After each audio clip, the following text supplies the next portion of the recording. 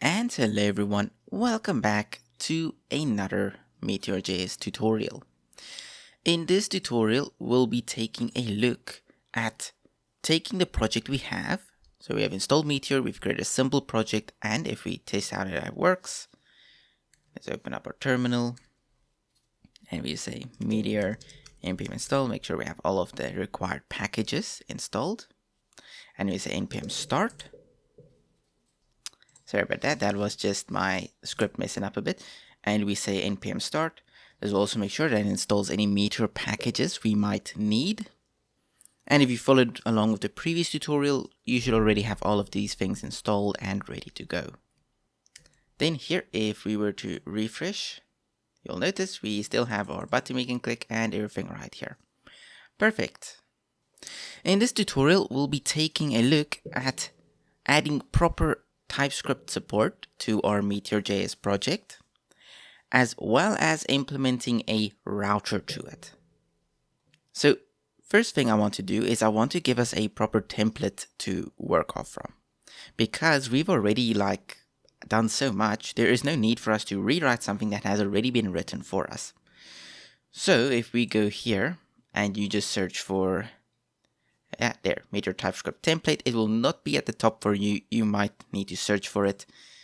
If you go to it, you want to git clone this repository right here, or download it as zip file or whatever you prefer. Then here, I'm going to just create a new terminal. I'm going to I'm going to git clone this. Again, you could download it if you don't want to git clone it. And if we were to go to Meteor.js, it's just Meteor TypeScript template, we open it up.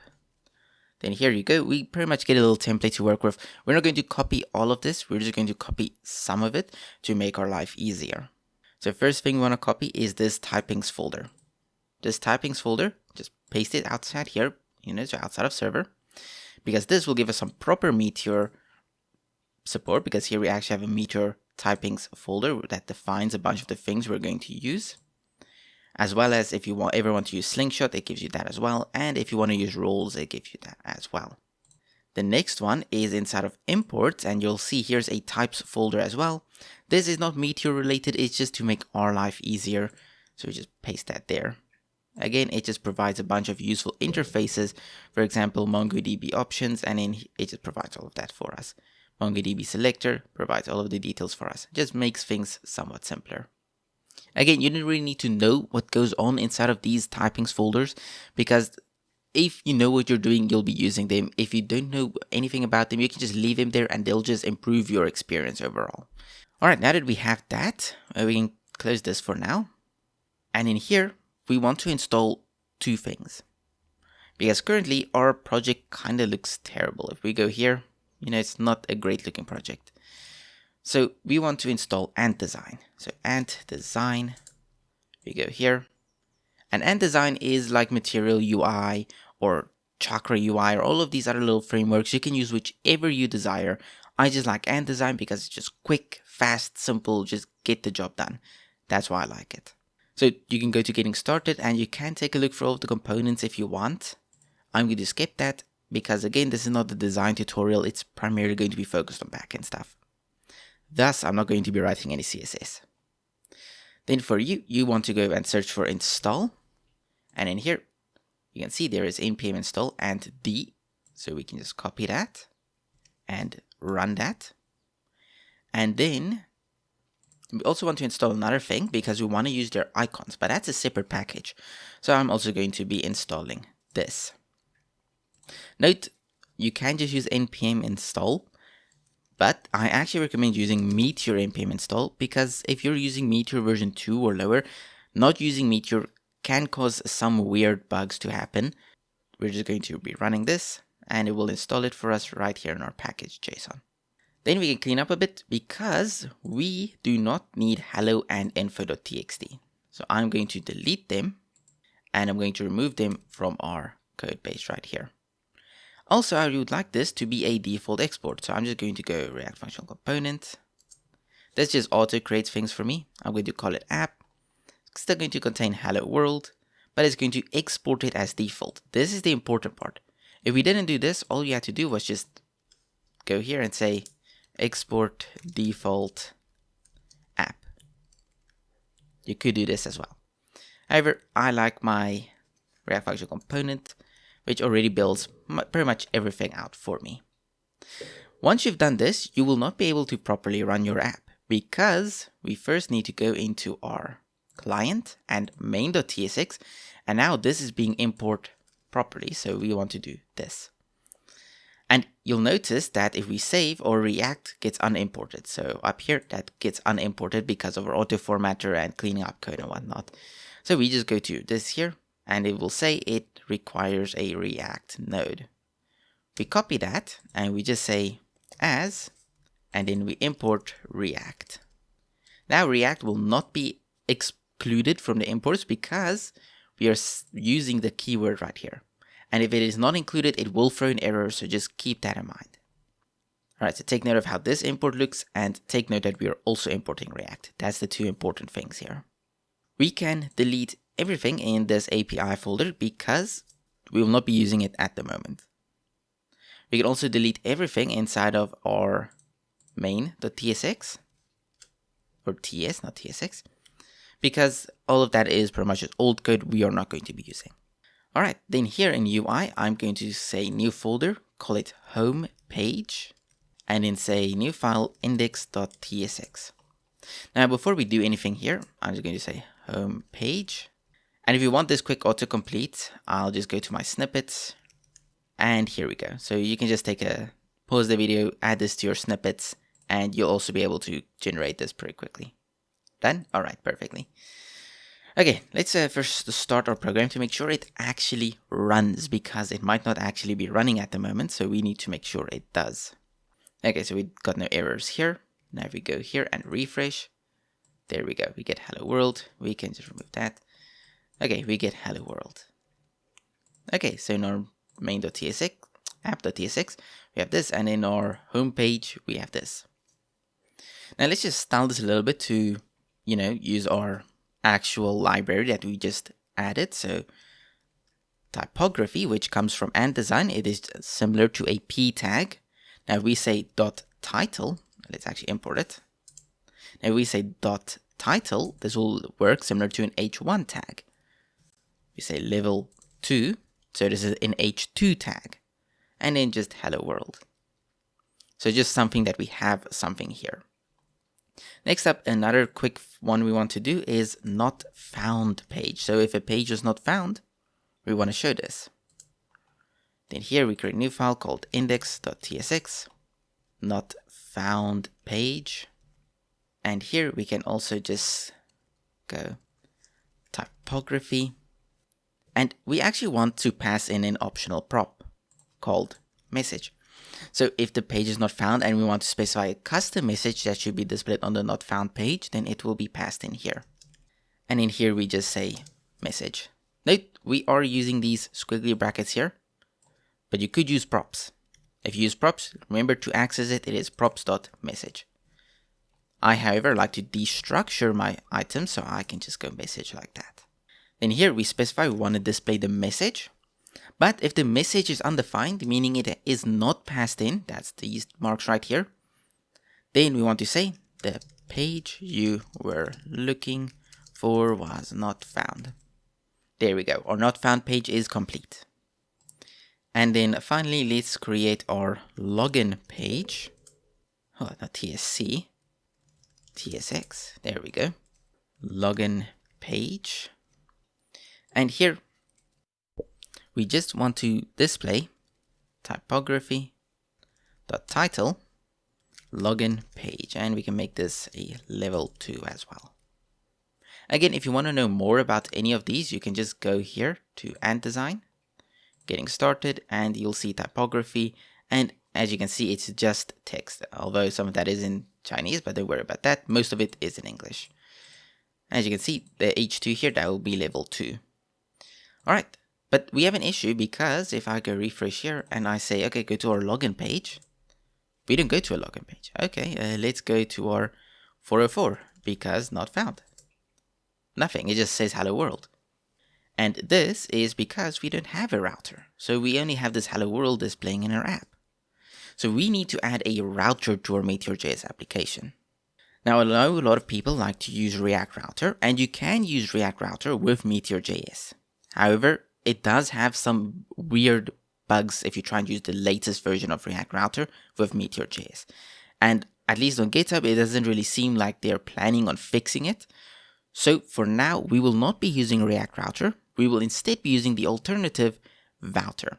Now, if you're wondering, what is this no name you've never heard of? It's actually pretty popular with about 7.1k stars on GitHub. So it's not a terrible router, and it is just right. So we just say npm install router. So you go here to our terminal, meteor, npm install router. And you can go through the documentation if you want, but I'll show you through it anyways. Now once this is done, we want to actually add the routes. Now, how I like to handle my routes is by creating a new folder called utils, which keeps all of our utility files and functions, and then creating a folder called constants. Now these are things that you won't be changing, so they're constant. And then routes.tsx because we need to use React components in here. And if you don't want a routes file, you don't even need that. I'll show you later how you can easily implement this without needing to use a routes file for it. I just feel in the long run, this is going to make it so much simpler. So let's go export const, and this will be our public routes, meaning anyone can access this. We also have in export const protected routes, and that will just be an empty object for now. But to access the protected routes, the user has to be logged in to view. And in here we can just specify user does not need to be logged in to view these pages. Then the syntax will be the page name, so this will be a login page, or just login in this case. The route, so the path, and that will be /login. And then the element to be rendered. This will be login page. And then we just say as react.router. If React wants to import, there we go. And our router is React node. There we go. And we just create 4 of these. So I'm going to copy 1, 2, 3. So we have 4. Sign up, home, and then default. Sign up will be sign up, and home will just be a / because this will be the home route. Sign up will also take you to the login page, and then the home route will take you to the home page. Now, otherwise, we just want to take them to the login page. So with default, we're going to put an asterisk. This means any route that is not defined here, rendered here in this path. Take note, however, this does work similar to the previous versions of React Router, where the order of routes does matter. We'll get deeper into this in the future. It does not matter right now. Just note that this / should be below these. Otherwise, these might not actually be seen in the router. So take note, home should be second to last, and then this default should be the very, very, very last. But we'll dive deeper into this later. Now that we have that, we can go to our app.tsx, and we're not going to check if the user's logged in just yet, but we will in a second. We can go here and say config provider. We can specify the theme, and this will contain algorithm, theme.default, if theme wants to import, .default algorithm. And note theme is coming from Design as well as config provider. This will make it light theme. You can also go .dark algorithm. I'm not going to do that just yet, but it's here as an example for in case you want to use it. Then here we just put a switch, which comes from Wouter, not Design. Take note, the switch is from Wouter. And in here we say object.values, and we pass in our public routes, and we map through it, meaning it's a for loop, but in the style of a map, of course. And for each route, we want to do the following. We want to render a route, and this route is route.element. So it will render the element from that route. And in key, because we're in a map, so we need to provide a key so we don't get random errors in the console. This will be the route.path because each path should be unique. And in the path itself should be route.path as well. Simple as that. If you didn't want to use this, it would have been perfectly fine to just take this, Bob's your uncle. This would have been perfectly fine as well. I just feel it is so much comfortable if we keep all of the routes here, because then everyone knows where in the project the routes are taking place. So if you didn't want to do it like that, you could do it here like this, as long as you render the routes. You don't even need this map. You could, if you wanted to, just write out the routes manually. So key, we don't need a key because it's not in a map.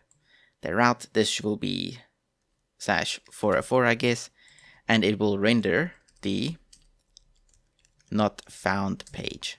You could do this is perfectly fine, and you could define each one of them one by one. So this could be a / and this will be the home page, and so on and so forth. You get the gist of it.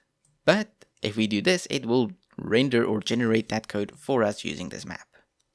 Now that we have this, if we go npm start and we go to our app and we say refresh, that's going to show us the login page because this page does not exist, so we're just going to auto default to the login page.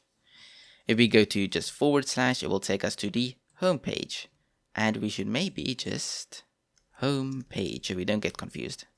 So home page, there we go. If it will refresh, there we go, home page. If we go to /login, it will take us to the login page. If we go to /signup, it will take us to the signup page. And again, if we go to any other route that does not exist, it will take us to the login page. And then, of course, home page is home page. All right. Now, we're going to just add one more simple thing, and that is the Meteor accounts password package. So if we go here and search, let's take this one, Meteor.js accounts password. Then here you'll actually notice that there is an accounts password in a Paco sphere.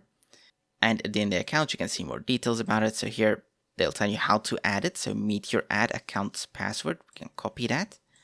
We paste it in here, and there we go. And this will allow for user accounts and passwords. We are not going to be doing login and sign up in this video, but we will be implementing the initial parts of it. So we go to app.tsx. We only want to show this, the public routes, if they are not logged in, because that is what they see if they're not logged in. We can show it to them if they are logged in, but we'd prefer to keep at least the protected routes or the private routes, whatever you called this, to be only visible if they are logged in. Alright, so to do that, we can just go const user ID, and this is of a type we're going to define, export type app user ID model. This will be a string, undefined, or null. Now what these mean is, if we go just create some documentation for it, defines the type for the user ID on login. If it is null, the user is not logged in. If it is undefined, it is loading data. If it is string, logged in. And it will be the user ID that is given to us. And this will be of type app user ID model equal to use tracker. And we'll get into trackers later, so they're not too important to understand right now. Just know they get us immediate data. So if the user is logged in, this will immediately refresh the fact that the user is logged in. And we just say Meteor and import Meteor.user ID. So use tracker comes from Meteor React Meteor data, and then Meteor comes from Meteor. And this will pretty much just focus on the user ID and be able to fetch it. Now, if the user ID is equal to null, it means they are not logged in. So we return this. If user ID is undefined, we return a loading spinner or loading outline from and design icons. This is just a loader for us that we don't have to design ourselves. Otherwise, if it's not null and it is not undefined, that means the user ID has been provided for us and that they are logged in. I'm going to copy this return and paste it here. We don't need an if statement here because we are already checking all the other states that this could be. And here for funsies, let's go dark algorithm. So if you're not logged in, you're stuck on light mode. But if you log in, well done, my friend, you have dark mode. So public routes will still be here. But before public routes, we will put the protected routes. So protected routes. So this will get priority over any public route. So protected route can, in theory, override any public routes. And currently there are no protected routes. So let's just, for quick's sake, go like this, /404, and we just say not found page. Since we are not logged in, we can just say any, because I will be removing that route in a second. We will be later on removing this any, but for right now, there are no routes that needs to be protected. So we can just say any. Now, if we were to run this, make sure everything works. There we go. Now, if we go to this, we refresh. Okay, so we still get our things. If we go to /login, we still get our login page. All right, now let's just test that this does in fact work. So if we were to paste this here with the not logged in user, so take note, we're pasting it where the user is not logged in. We refresh, we still get the login page, if it will finish loading. And actually, it does not seem to be rendering the login page. You know what? It is because it's on dark algorithm. My bad. Let's just go default algorithm.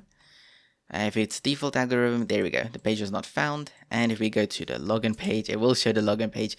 It's just because the default algorithm changes the text to be white by default, or the dark algorithm does that. So if I save it like that, I'll need to select it so you can see it. So it does work. Just keep in mind that it might not show the text, but if it does not show the text, just make it a default algorithm instead. All right, now that we're here, we can just remove this from, and there we go. And that is the basics. So we have created basic routes, as well as just check if the user is logged in. They cannot log in yet, but we have checked that they can log in. And we've added a couple of packages that will make our life easier in the future, as well as add better TypeScript support, because without these typings, you might get a bunch of errors saying, hey, this doesn't exist in Meteor, or Meteor itself doesn't exist, and so on and so forth. Thank you for watching. I hope you all enjoyed, and I will see you all again in the next Meteor.js tutorial.